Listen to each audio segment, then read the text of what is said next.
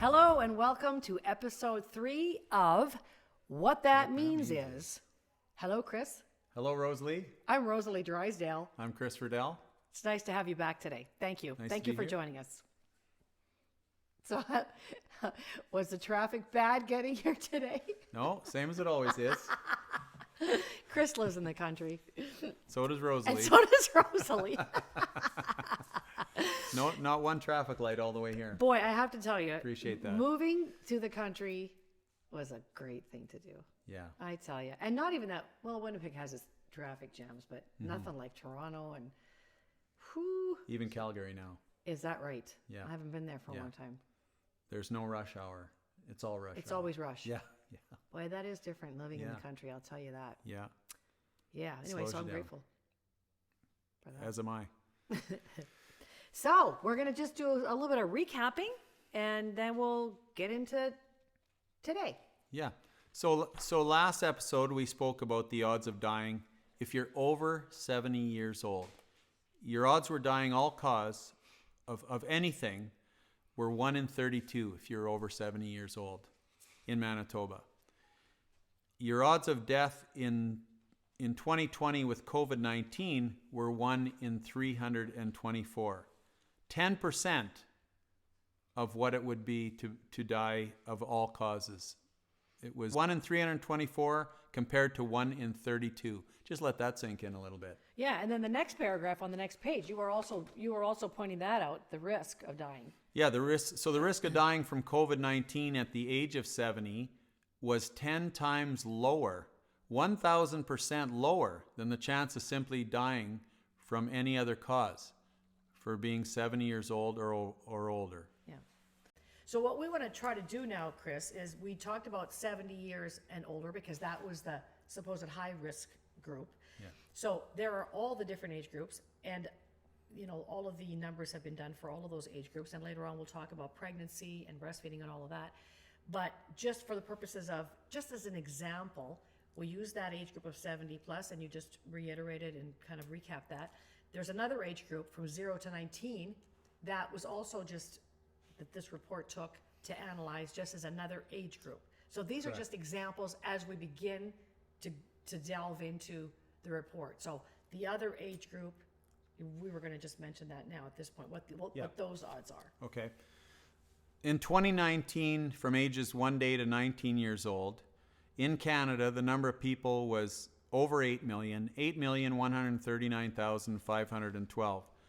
The number of total deaths was 1,365. And that's 2019. That's before 2019. COVID was in the Pre-COVID. picture. Correct. So pre-COVID. Correct. Yeah. Total deaths. Nobody died of COVID in 2019. Exactly. Yeah. And well, that's for sure. Yeah. But again, the number of people, this is 0 to 19. So 0, like just born, 8,139,500. Only 1,300.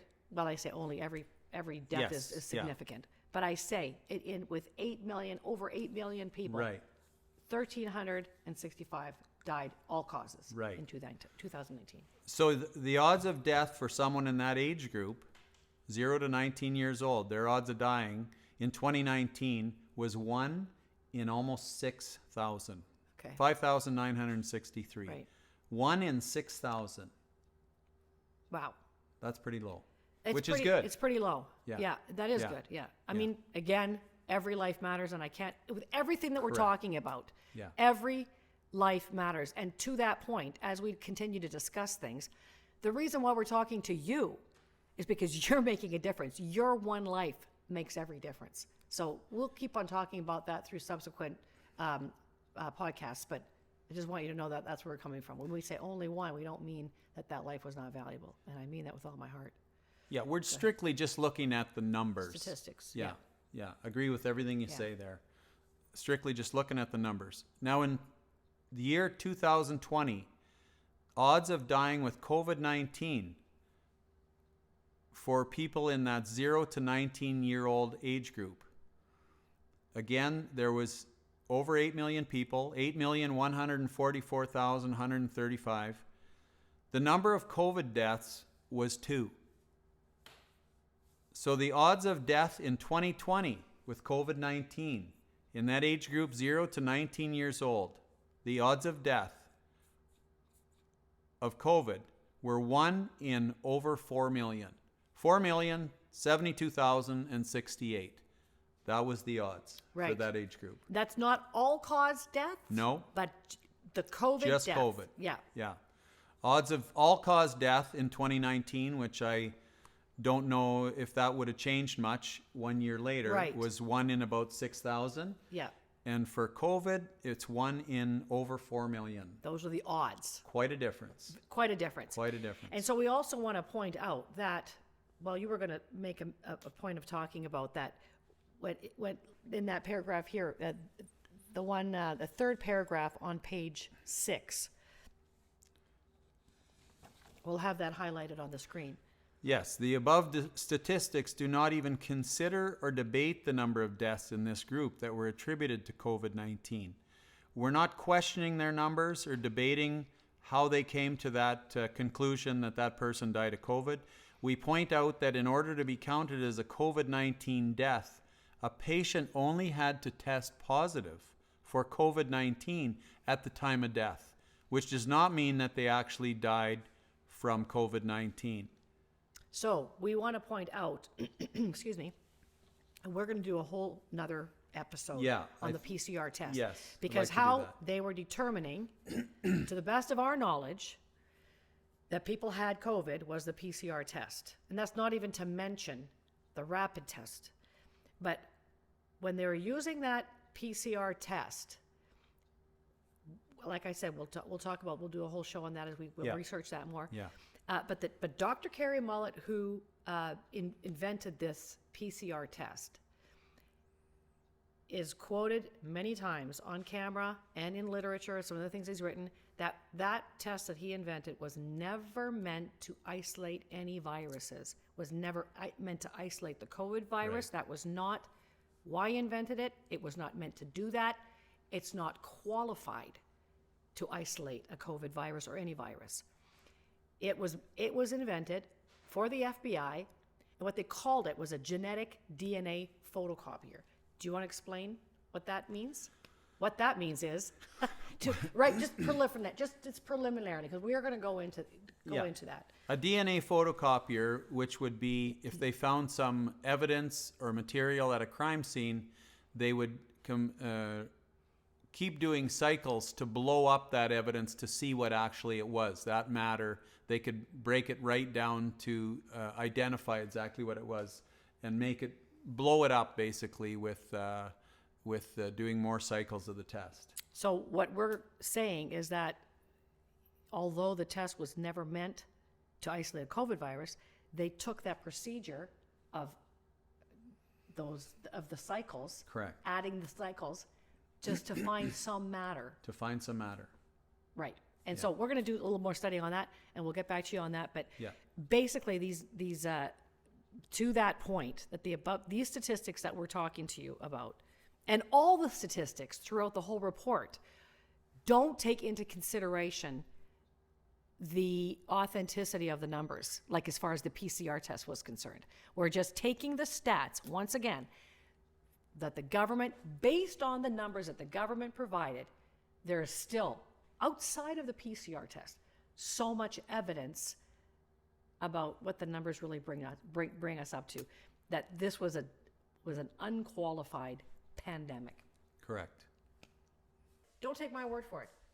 There's lots of information.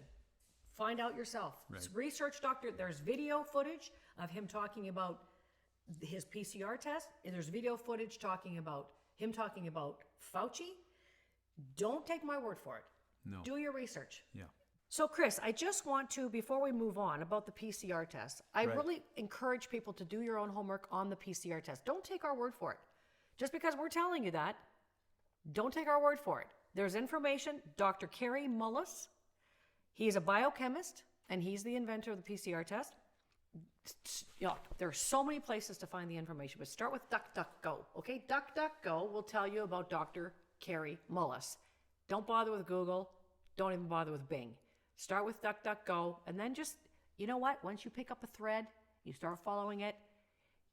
People might be saying, and they have said to me, how do you know this stuff? You just start. You put Yeah. one foot in front of the other, and you will be amazed at what starts coming up. And people you talk to, you can go to this. There is so much information, Chris. I'm telling you. Yeah. I've said to people, I could be online, reading periodicals, seeing interviews. I could be doing it. You need more than 24 hours a day. Yeah. That's how much information there's out there. Make it your business to find out the truth. You shall know the truth, and the truth will set you free. So I just wanted to just make that point on the PCR test before we go on. There's other statistics. We don't want to just kind of only bog down on one certain age group, but we did focus, for the sake of the numbers, on that age group of 0 to 19. Right. So we were going to just talk. Now we're going to jump a little bit to page 33. There's a few graphs there. They're very helpful, very good.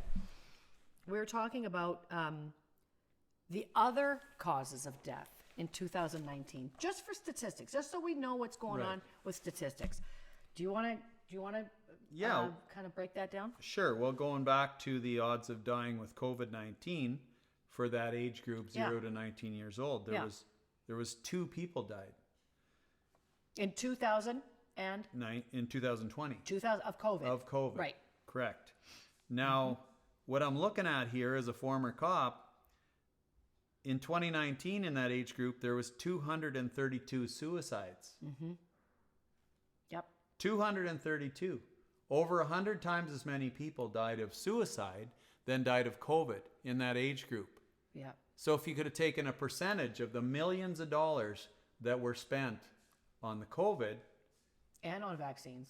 might have been able to save more than 2 of those suicide victims. Exactly. And how would, like, as a cop, oh my gosh, the suicide prevention, I mean, those organizations are in place. Yeah, they're in place. But how much funding are they getting? I mean, Obviously not enough. no. And then there's suicides, then there's murders, for example. Murders, there was 43 murders in that age group, 0 to 19 years old, in 2019. So again, over 20 times the number of people who passed away of COVID-19 And as you can were see on the murdered. sorry, go ahead. Sorry, were murdered. Yeah, and as you can see on the screen, it also breaks down accidents, influenza. And interestingly enough, you're right to bring up the suicides, the murders.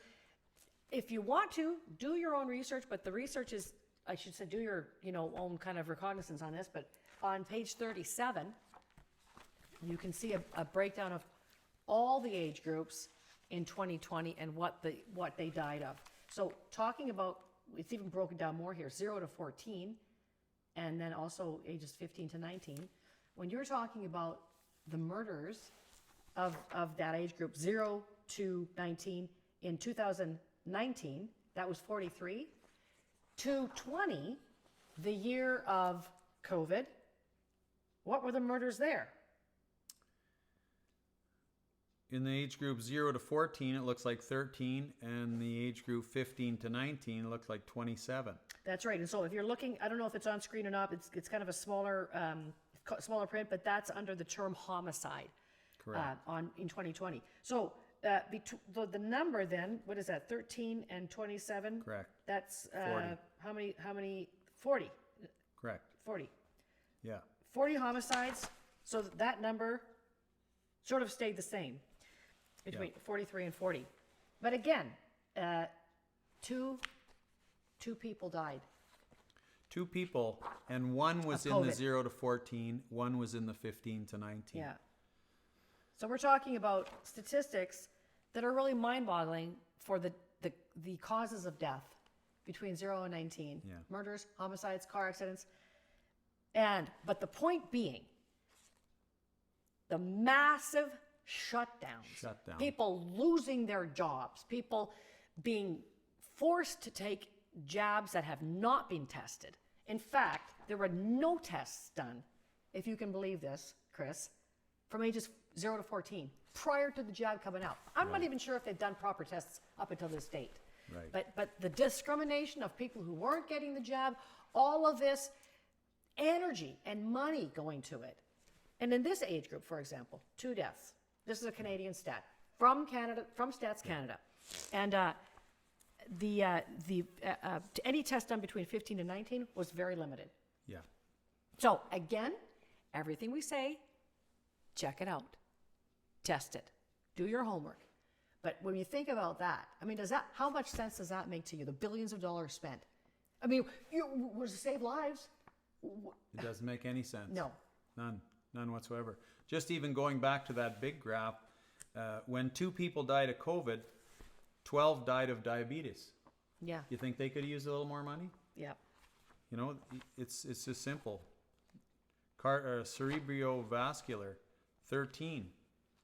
Yeah. Influenza was 21. Yeah. So the flu was 10 times as many. Yeah. Malignant neoplasms. Wow. That's 180 or whatever almost. Yeah. Wow. So these are the kinds of things that we're talking about. So what that means is if it just doesn't make sense, you're trying to pull it together. Over 2 deaths in that age group, all of the propaganda to you've got to vaccinate, you've got to isolate, you got to wear masks so you can't breathe properly, you got to stay 6 feet apart. All these things, when people in the same age group are dying exponentially more from other reasons. Right. What's that about?